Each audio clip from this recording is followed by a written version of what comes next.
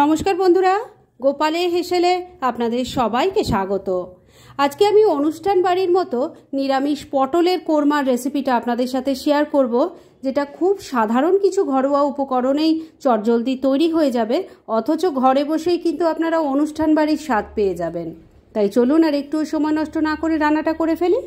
আজকে দারুণ টেস্টি নিরামিষ পটলের কোরমা তৈরি করব। নতুন নতুন পটল বাজারে এখন উঠেছে, এই পটল দিয়ে কিন্তু পটলের কোরমাটা খেতে দারুণ লাগবে।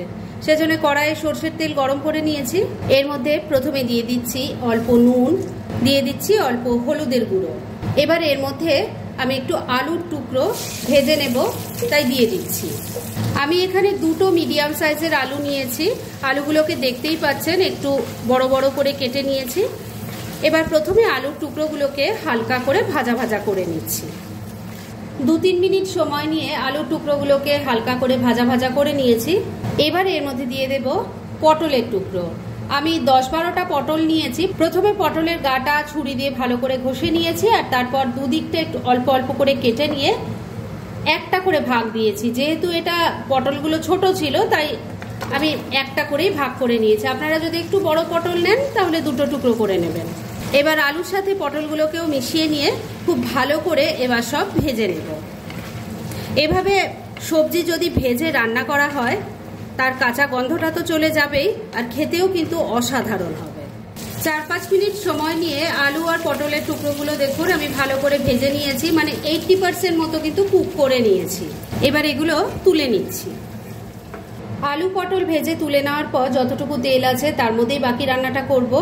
এর মধ্যে প্রথমে দিয়ে দিচ্ছি অল্প গোটা জিরে, দিয়ে দিচ্ছি একটা তেজপাতা, একটা শুকনো লঙ্কা, গোটা গরম মশলাও দিয়ে দিলাম। তার মধ্যে আছে 2-3টে এলাচ, 2-3টে লবঙ্গ আর একটা দারচিনি। এবার ফোড়নটাকে আগে কয়েক সেকেন্ড একটু ভাজা ভাজা করে নিচ্ছি। ফোড়নটা ভাজা ভাজা হতে হতে এই রান্নার একটা মশলা তৈরি করে নিচ্ছি। সেজন্য একটা বাটির মধ্যে নিয়ে নিয়েছি 2 চামচ আদা কাঁচা লঙ্কা বাটা। এর মধ্যে এবার দিয়ে দিচ্ছি অল্প হলুদের গুঁড়ো, অল্প একটু কাশ্মীরি মির্চ পাউডার দিয়ে দিলাম, দিয়ে দিচ্ছি একটু জিরের গুঁড়ো, ধনের গুঁড়ো দিয়ে দিলাম। এখানে আমি জিরে ধনে 1 চামচ করে দিয়েছি। অল্প একটু গরম মশলার গুঁড়ো দিয়ে দিলাম। এবার এর মধ্যে অল্প জল দিয়ে ভালো করে সবকিছু মিশিয়ে নিয়ে একটা মশলার পেস্ট তৈরি করে নিচ্ছি। মশলার পেস্ট তৈরি করে নিয়েছি, আর এদিকে ফোড়নটাও দেখুন ভাজা ভাজা হয়ে গেছে। এবার এর মধ্যে আমি মশলার পেস্টটা ঢেলে দিচ্ছি। এর সাথে দিয়ে দিচ্ছি টমেটোর টুকরো। আমি একটা বড় সাইজের টমেটোকে টুকরো করে কেটে নিয়েছি, সেটা দিয়ে দিলাম। স্বাদ মতো নুন দিয়ে দিচ্ছি, তবে নুনটা দেওয়ার সময় খেয়াল রাখবেন আলু পটলও কিন্তু নুন দিয়ে ভাজা আছে। অল্প চিনি দিয়ে দিলাম। এবার সমস্ত কিছু মিশিয়ে নিয়ে মশলাটা আগে কষিয়ে নেব। এর মধ্যে আরেকটাও জিনিস পড়বে, যার ফলে এই রান্নার স্বাদ আরও দুর্দান্ত হয়ে যাবে, তবে সেটা আরেকটু পরে আমি দেব। 2-3 মিনিট সময় নিয়ে মশলাটাকে ভালো করে কষিয়ে নিয়েছি। টমেটোগুলো দেখুন ম্যাশ হয়ে গেছে, আর মশলাটা থেকে তেল ছেড়ে দিয়েছে। এবার এর মধ্যে যে আরেকটা জিনিস পড়বে বলেছিলাম সেটা দেব। সেটা হলো এই বাটির মধ্যে আমি ঢেলে নিয়েছি। এখানে আছে 8-10টা কাজু বাদাম আর 3 টেবিল চামচ টক দই একসাথে আমি বেটে নিয়েছি। মানে কাজু বাদামটাকে আগে শুকনো বেটে নিয়েছি, আর তারপরে তার মধ্যে জল না দিয়ে 3 বড় চামচ টক দই দিয়েছি, সেটা দিয়ে ভালো করে বেটে নিয়েছি। দিয়ে দিলাম। আবারও সবকিছুর সাথে মিশিয়ে নিয়ে মশলাটাকে আবারও একবার খুব ভালো করে কষিয়ে নেব। বন্ধুরা, আপনারা আমার রেসিপি দেখার সাথে সাথে আমার ফেসবুক পেজ গোপালের হেসেল, তাতেও ভিজিট করতে পারেন। ডেসক্রিপশন বক্সে লিংক দেওয়া আছে। মিনিট 2 সময় নিয়ে মশলাটা আবারও একবার খুব ভালো করে কষিয়ে নিয়েছি। এবার এর মধ্যে ভেজে রাখা আলু আর পটল দিয়ে দিচ্ছি। মশলার সাথে এবার খুব ভালো করে কষিয়ে নেব।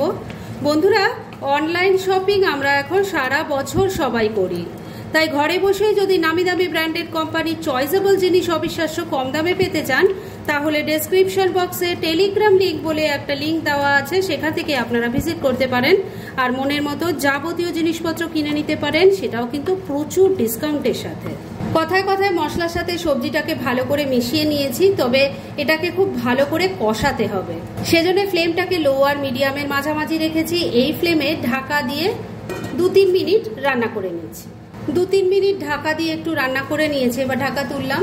আমি কিন্তু মাঝে ঢাকা তুলে একবার নাড়াচাড়া করে দিয়েছিলাম, কেননা যেহেতু কাজু বাদাম আছে চট করে পুড়ে যাওয়ার একটা টেন্ডেন্সি থাকে, সেজন্য একটু নাড়াচাড়া না করে দিলে পুড়ে গেলে একদম রান্নাটার টেস্টই বরবাদ হয়ে যাবে।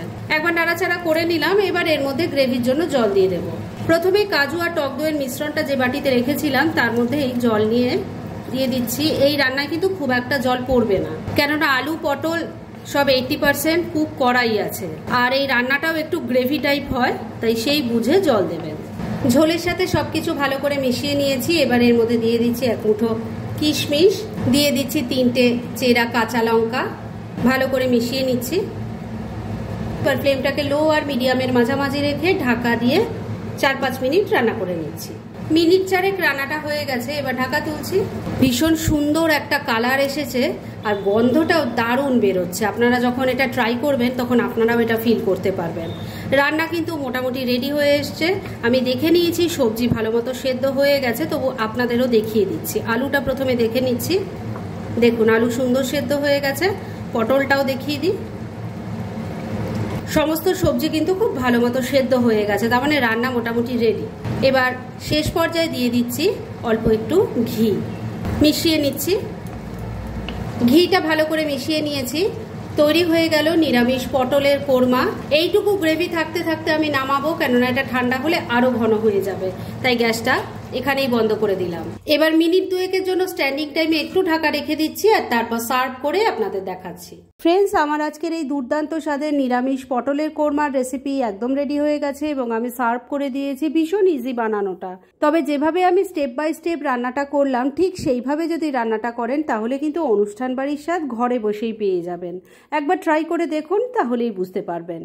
আর এরম ধরনের অনেক ভালো ভালো নিরামিষ রান্নার রেসিপি আপনারা গোপালের হেসেল সার্চ করলেই পেয়ে যাবেন, যার মধ্যে থেকে কিছু কিছু আমি সাজেস্টেড বক্সেও দিয়ে দেব, সেখান থেকেও আপনারা দেখে নিতে পারেন। তাই গোপালের হেসেল অবশ্যই ভিজিট করুন।